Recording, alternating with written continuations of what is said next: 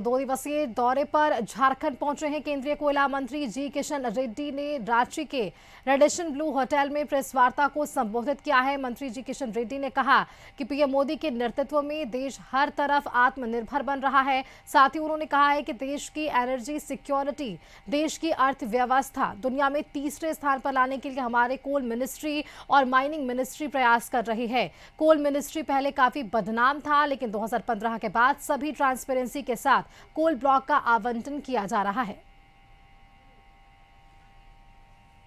Cement production बढ़ाना चाहिए, cement के लिए भी लाइमस्टोन प्रोडक्शन बढ़ाना, उसके साथ कोल भी सप्लाई करना। इसलिए कोल का माइनिंग मिनिस्ट्री, कोल मिनिस्ट्री का मिलकर हम देश में जो आज 74% of power generation thermal projects के द्वारा, कोल आधारित थर्मल प्रोजेक्ट्स द्वारा पावर जनरेशन होता है, जो आज खेती के लिए, इंडस्ट्री के लिए, कमर्शियल के लिए, डोमेस्टिक के लिए आज पावर डिमांड बढ़ रही। जितना डिमांड देश में बढ़ रहे उतना आज पावर सप्लाई भी करना सरकार का जिम्मेदारी बनता है। इस दृष्टिकोण से थर्मल पावर प्रोडक्शन बढ़ाने के लिए और ग्रीन एनर्जी डेवलपमेंट करने के लिए हमारा दोनों मिनिस्ट्री काम कर रहे हैं। और इसी खबर पर आपको सीधे लिए चलते हैं राजधानी रांची। संवाददाता संदीप वहां से हमारे साथ जुड़े हुए हैं। संदीप, 2 दिवसीय इनका ये दौरा है और आज जब ये बातचीत करते हुए नजर आए हैं, दोनों ही मिनिस्ट्री को लेकर ये कहते हुए नजर आए हैं कि ट्रांसपेरेंसी पहले से बेहतर हुई है और इसे लेकर देश भी अब आगे बढ़ता हुआ नजर आ रहा है।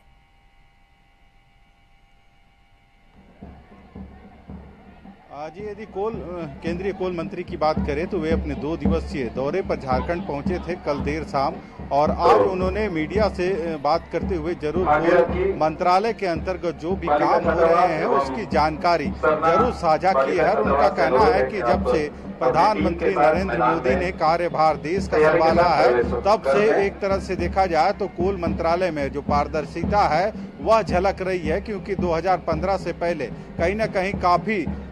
जो समस्या थी कोल माइंस में देखने को मिल रहे थे, या कोल उत्खनन की जो भी क्षेत्र है वहाँ पे, पर 2014 यानी 2014 के बाद 15 से जो सभी तरह की जो काम हो रहे हैं, चाहे कोल ब्लॉक का आवंटन हो या अन्य जो गतिविधियां होती है, उसके बाद सभी पारदर्शी तरीके से हालांकि काम हो रहे हैं और देश आत्मनिर्भरता की ओर बढ़ रहा है। उन्होंने कहा है कि 17 सितंबर विश्वकर्मा पूजा जिस दिन होती है उस दिन जो एक नई सौगात कोल इंडिया देने जा रही है अपने जो कर्मचारी हैं, चाहे वे जो मजदूर हों या फिर सीएमडी, सबके लिए 1 करोड़ रुपया का जो इंश्योरेंस है उसकी व्यवस्था कोल सरकार कर रही है। वहीं सभी के लिए 17 तारीख से एक यूनिफॉर्म कोड होगा, चाहे मजदूर हो या सीएमडी, सभी के लिए ड्रेस कोड लागू किया जाएगा, ताकि समानता की जो भावना है वह कर्मचारियों और जो मजदूर हैं उनके बीच लाया जा सके। हालांकि कई ऐसे चीजें हैं जिनको लेके आज केंद्रीय मंत्री रेड्डी ने आज अपनी बातों को साझा किया है, और कई जो उद्घाटन भी उनके कर कमलों के द्वारा आज हुआ है। हालांकि कल उनका जो फ्लाइट था देर होने की वजह से कई कार्यक्रम रिशेड्यूल किए गए हैं, जिसमें सीसीएल मुख्यालय में भी जो उनकी मीटिंग्स थी अधिकारियों के साथ, और वे जानना चाह रहे थे कि और क्या उन जो कोल उत्खनन क्षेत्र में मजदूरों या जो कर्मचारी हैं उनके लिए किया जा सकता है। हालांकि यदि देखा जाए तो जिस तरह से अवैध कोल माइनिंग होती है उसको लेके भी उन्होंने अपने जवाब जरूर दिए हैं कि इसको भी दुरुस्त करने की दिशा में सरकार काम कर रही है, और विभाग इसके लिए नई गैजेट्स लाई है जिसके माध्यम से उन लोगों को उन चीजों को चिन्हित किया जाएगा। और देखा जाए तो आने वाले जो